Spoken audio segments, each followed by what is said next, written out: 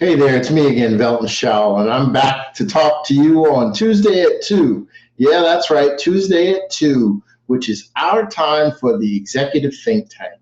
And we're excited because 2020 has begun, and we're here to work with you and to launch something new, exciting, and what we think is very innovative. It's called the Leadership Dynamics Academy, and it is a process that we have been going through over the last 2 years, developing a new book, a new academy, and a lot of different components and software to go with it to help you take your leadership performance from where you are today to where you dreamed of being and where you will be tomorrow. So sit back for a few minutes. I'm going to talk a little bit today about some of the components and aspects of the Leadership Dynamics Academy, and to give you an insight as to what we're doing, why we're doing it, and how it can help you. That's right.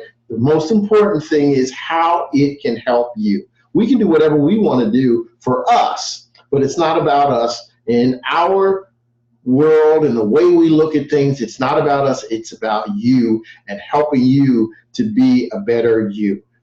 We talk about competition. You know what? Competition and competing with others is really not the goal. The goal ultimately has to be a better person today than you were yesterday, and to be a better person tomorrow than you are today. And we can apply that to leadership. To be a better leader than you were yesterday, and tomorrow be a better leader than you are today. To do that, you got to continue to shape the diamond. You got to continue to put in the work, to study, to listen, to observe, to watch other people as they go through the process. You know, one of the things that I learned very early in my career is to develop a position of watching people who were successful. I always tried to find one or two people that were, as they used to say, and they probably still say it, on the fast track. People that had been earmarked for greatness within the company. And I tried to mirror some of the qualities and some of the aspects of their leadership style that I deemed very good. So what I would say is, go and take a look at the people around you. Take a look at those individuals that you admire. Take a look at those individuals who are doing the right things, whose teams have rallied around them and helped them not just elevate them, but pull them along to the top. So we're going to talk about some of those things and how to do some of those things as we go through the Leadership Dynamics Academy. It is a process. It is not a one-day event. It's not a 2-day event. It's not a week-long event. It's an evolutionary process. Think about it from the aspect of turning an ocean liner in the sea, out at sea. You don't just flip an ocean liner, because if you do, what happens? You sink or you throw the passengers off. Leadership is very, very similar. It's like turning an ocean liner out in the ocean. You turn it a little bit at a time, you tweak it, you fix things, you change things, you caress things until you get to the point where you have perfected or gotten as close to perfection as you can with some of the aspects that you're looking for or talking about. So the Leadership Dynamics Academy is very, very similar. Here's some of the concepts that we've come up with, and I'm going to touch on a few of them today, and as time progresses, I'll touch on a few more of them in the coming weeks. The first one we call simple yet important. That's right, they're very simple things, but the importance of them is paramount to your success and for you to get your team motivated and engaged to support you as their leader. So the first concept that I came up with, and I talked to my team about, is just this. Every leader has to be a visionary. Be a visionary. Take your team, sit them down, or talk to them about the vision. Here's where we are going. Here's where I want us to get to. Here's the ultimate in the world of success as I see it. I see success in the following ways. Now, here's the most important part of that. As the visionary, it's like you're an artist. You're painting the picture. Think about Picasso, or think about Michelangelo, or think about one of your favorite artists. They're not there just tediously working everything one thing at a time. They have a vision. They have an idea of what they want to create before they start the creation. When the Sistine Chapel was being painted, do you really think Michelangelo painted it all by himself? No, he didn't. He had the vision of what it should look like and how it should ultimately take shape and form. And he put together a team of experts that helped him paint and do the detail work of the Sistine Chapel. So here's what I'm saying to you. As a leader of an organization, depending on the size of the organization, the dynamics may change a little bit. But as the leader of the organization, it's more important for you to be the visionary who paints the broad stroke picture than it is for you to be the actual person implementing or instituting the process. Now, as the visionary, here's one of the things that you got to be careful. Don't become a taskmaster. If you surround yourself with the right people, let them flourish and let them show you their level of expertise, their creativity, and their ability to shine. Everybody wants to shine.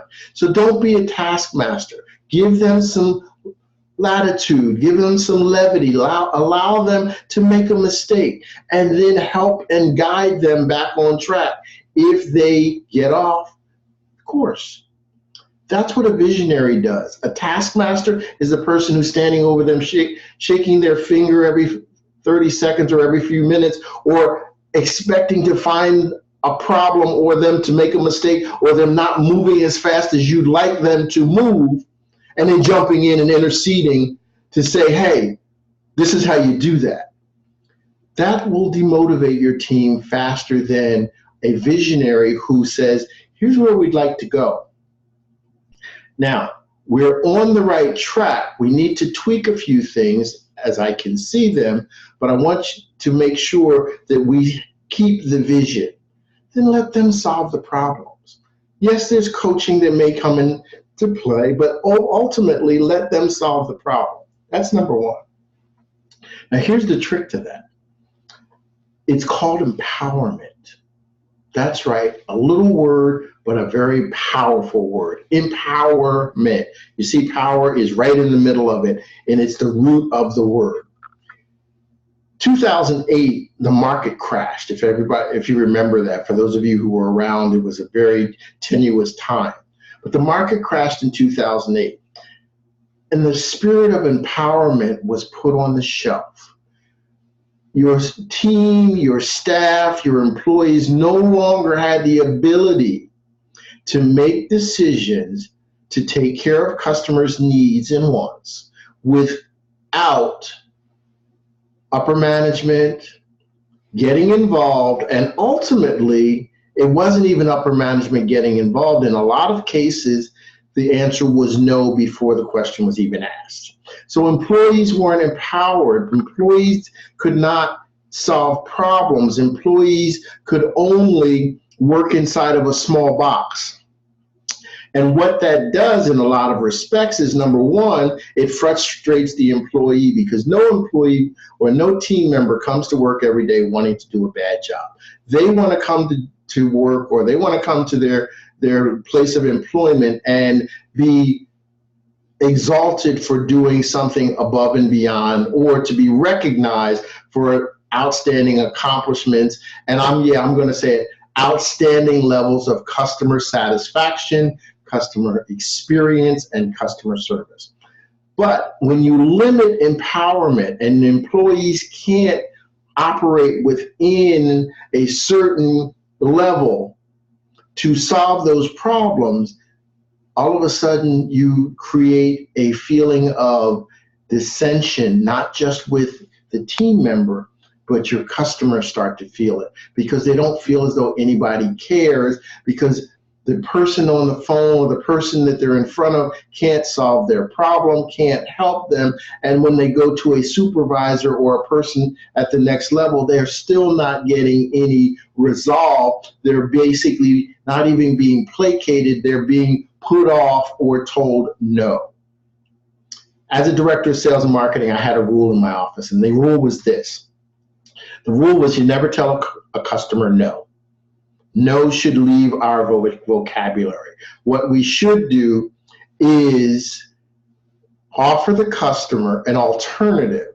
It may not be an alternative that they like, but it's an alternative to what they've asked for that doesn't cost us monetarily, or it doesn't cost us a great deal, but it allows us an option to offer the customer an option.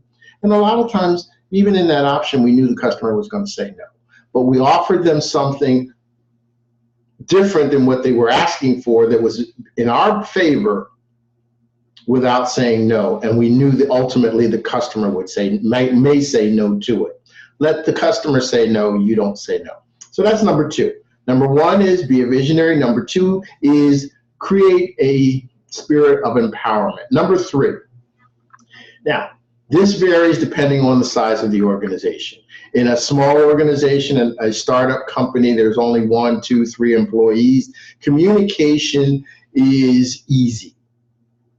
That's right. Communication is the next area. Communication is so important because the lack thereof creates issues for everybody involved. People who don't understand or get communication from leadership create their own communication and create their own opportunities to transfer information amongst the ranks. Give you an example. There was an exercise that was conducted with a group of executives, and I was a part of the group, and a message was delivered to people on one side of the room. And they were told that as you mingle and as you mix with other people in the room, we want that message to go to everybody. We want that message to go to everybody in the room, and eventually even the people on the other side of the room need to be brought into the fold and told what's going on. So here's what happened. The message was given to a few. The same message in a individual situation, one-on-one, about 5 or 6 people were given the message, and they were basically sent out amongst the control group to transfer that message to everybody involved, one person at a time. Here's what happened. At the end of the exercise, they started to ask people to write down what it was they were told from the individual who delivered the message to them. And at the end of the day, once they had collected all of these messages and all of this information, they went back and they put it up on the screen, and they showed the differences in the initial message that was given and what was actually given to other people in the control group. And what ended up happening is the message was either distorted, changed, or miscommunicated in some form more times than would have ever been imagined. What happens is if communication isn't consistent, constant, then people start to make up or change things as they see that. Remember, people see things through different kinds of glasses. There's different shades of glass that people see things through. So the question is, how are they processing the information that's being communicated to them? What's important there is also, and we talk about this in leadership dynamics, is the learning style of the individual that's being communicated to.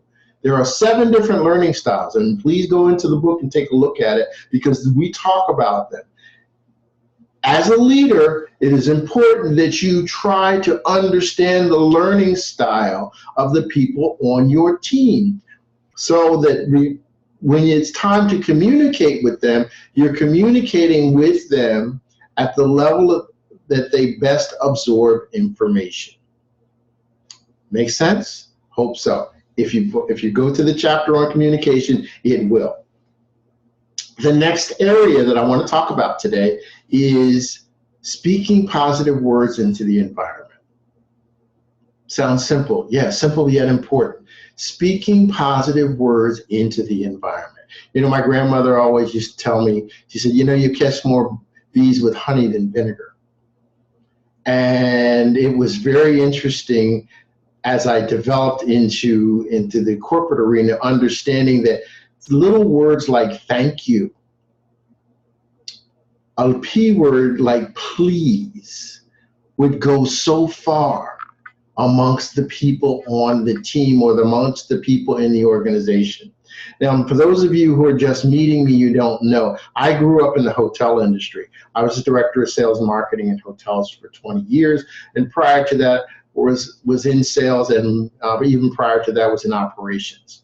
And one of the things that I found, you know, when you're in a big building that may have 1,000 employees in it, may have a couple hundred employees in it, one of the things that really helps you get around and get things done is, number one, being able to recognize the janitor just like you do the CEO, communicating with them, treating them the same from a hospitable standpoint, from a being nice to them. You know, I used to come in the morning and I would say hello to everybody in the back hallway.